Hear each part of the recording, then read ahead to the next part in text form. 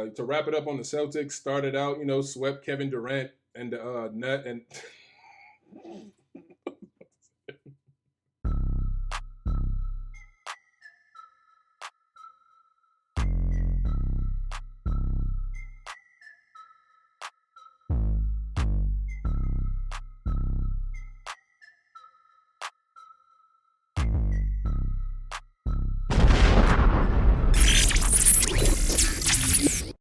Draymond Green called it the Warriors Invitational. He said, "Welcome back to the Warriors Invitational. The Golden State Warriors are once again NBA champions, 4 championships since 2015.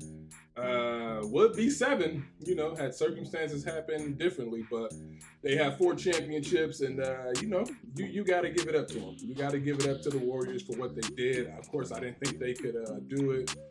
I thought it was tailor-made for the Lakers, but we ain't gonna talk about that. Yeah, we ain't gonna be here long. Just like the Warriors weren't in Boston very long. Made short work of the Boston Celtics, the Boston Frauds, fake Kobe, and all them. But on the Celtics, defensively, a great team. Offensively, Jason Tatum, 2 points in the second half, just 11 in the first half. He just didn't have it. He doesn't have it right now. I don't know if he'll ever have it.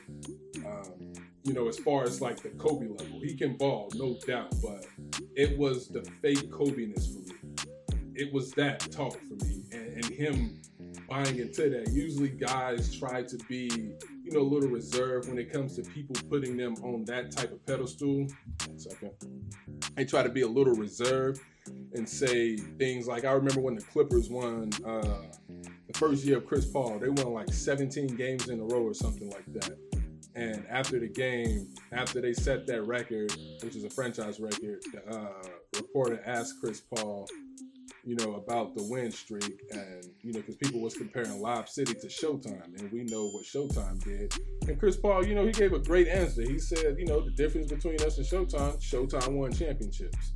Showtime won championships.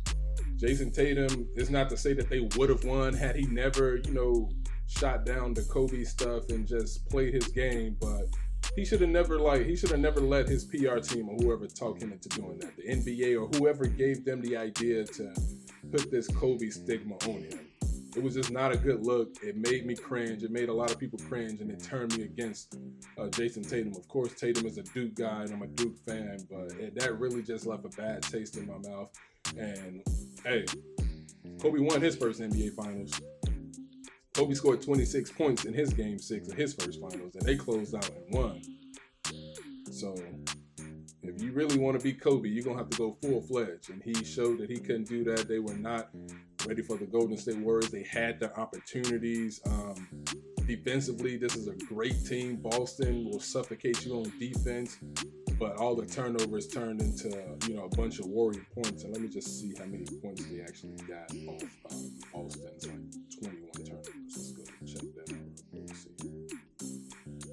Because Boston, let's see, turnovers. Boston turned the ball over 23 times, and the Warriors got 27 points. Golden State turned it over 17 times, and Boston got 20 points. But that was canceled out.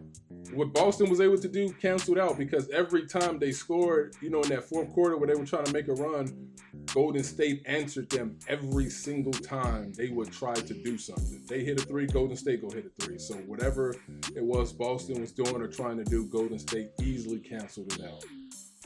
Easily.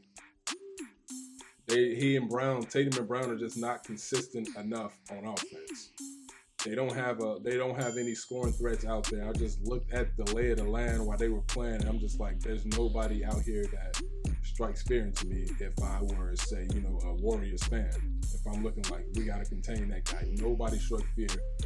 Coming into the game, I thought it would be pushed to 7, but, as the game went on, there was no doubt in my mind that Golden State was about to win this game, because in order for Boston to have won this game, they would have had to have blown Golden State out, and we know that they weren't going to beat the Warriors close. But, to wrap it up on the Celtics, started out, swept Kevin Durant and the net, and swept Kevin Durant in the Nets. Wow. Oh my goodness, I need help.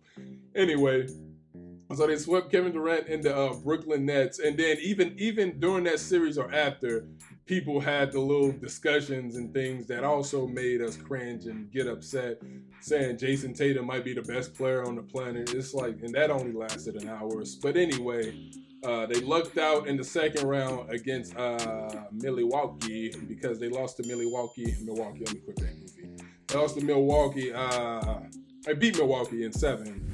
But Milwaukee, what I was trying to say, lost Chris Middleton. They didn't have Middleton at any point in that series. And I'm not going to get into it, but that's the one team in the East that could have been Golden State, who I think would have beat Golden State down had it been the Bucks instead of any other team, the Celtics. But anyway, so Boston won that. Then they went to Miami, played Miami and won that one in 7. Real big free throw discrepancy in that series, favoring the Celtics. But anyway, they got to the finals and they just ran up against a team with that championship DNA. But to get to the Warriors, started out in the first round against Denver. They won that series. Even when you just go to their regular season, they started out real hot, like 18-2. I think Clay just mentioned. Clay came back in January. The team was still, Steph was out, I believe, and Draymond was out. So they really pretty much cost them a chance at the best record in the league. But because of how things went in the East, they were still to get home court advantage in the NBA Finals. So best record in the league or in the West meant absolutely nothing because they still got the advantage in the Finals. And they closed out on the road. The second team to ever close out a championship in Boston. Lakers in 85 and Steph Curry today. Magic and Steph. Anyway, so they went to the second round against Memphis. They survived that series. I would count that as a survival. I said they would, in my predictions before the playoffs, I said they would lose to Memphis in the second round. I said that way back in January. But they got Memphis against Dallas. When they matched up against Dallas, I said Warriors in 5 because it was a similar situation to when the Grizzlies made it to the conference finals in 2013 against the Spurs. Great run, but you're not going to be much competition to a team that has that DNA and that pedigree. And that's what the Warriors were today, what the Spurs was back in 2013 when they played the Grizzlies. But yeah, Warriors got here. They won it. You got to give big props to Andrew Wiggins, especially what he did in the last game. I think it was in game 5 where he hit the 26 points. Steph didn't make a 3. And you just knew Steph wasn't going to go 0 for 9 from 3 again, or not even just 0 for 9, just 3 pointless in general. That wasn't going to happen again to Steph and Curry. Draymond Green showed up in this game. Klay Thompson, I'm not sure what Klay did. I don't think I really heard his name much, but we're just going by the points. Klay Thompson had 12 points, 5 of 20 shooting. Rough night for him. But all in all, Klay was still a +4 in the plus minus. Team won the game. So yeah, the Warriors got their 7th championship in franchise history, trying to get in that VIP room of the franchise greats, which has the Lakers, the Celtics, and Michael Jordan. Not Boston, but Golden State. They still in there where the Spurs are right now. They still working their way up there to where the greats are. Mike, Lakers, and Celtics. But anyway, so congrats to the Warriors on winning the championship. As for me, I didn't think they would get here. I didn't think they would make it to the final, even make it to the finals. But it's because I drank that Laker Kool-Aid and it was just bitter. That was a huge regret for me. So congrats to the Warriors. I know there are a lot of Warriors fans who be at me because of how I was talking about them and hating on them all season long. So now that they won it, major props. I still don't like the Warriors. Still not my team, of course. Still don't like them, mainly because they're fans. I don't like how some of their fans, a lot of their fans, always complain about what happened in 2016 and 2019. And they act as if 2015, 17, 18 never happened.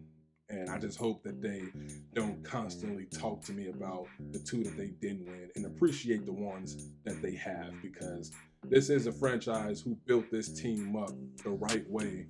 I mean, it's the way that will be much more respected. I know a lot of people give the Lakers flack for how they buy their championships, but at the end of the day, just because you got the talent out there doesn't mean it's automatic. And the Lakers proved that this year. They won 33 games. But kudos to the Warriors. It's not over yet. Like Draymond said, this is the Golden State Warriors Invitational. So until somebody knock them off, hey, it's the Warriors. The last time they lost to a Western Conference team in the playoffs was 2014. Let that sink in. It's the Golden State Warriors. You got to give them their props. You got to give credit where credit is due. The Warriors are the champions. And now we'll wait for the NBA draft next week, a week from today on Thursday, the 23rd, I believe. And then we got free agency, of course. So we about to see what's going to happen here. And then we got football season coming up. It's a lot that's about to come up. But congratulations to the Golden State Warriors, 2022 NBA champions. You got to respect it. You got to love it. Thank y'all for hearing me out. I appreciate it. Be sure to like, share, comment, subscribe, and I will see y'all soon. When people see this, they're going to say, well, he really wasn't a nice guy. He may have been a tyrant. Well, that's because you never won anything. I wanted to win, but I wanted them to win and be a part of that as well.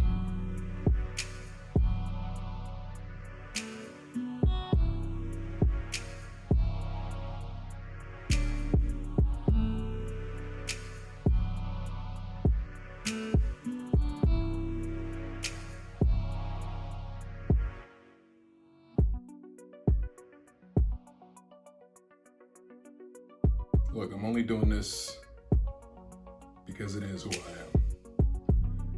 That's the way I played the game. That was my mentality. And if you don't want to play that way,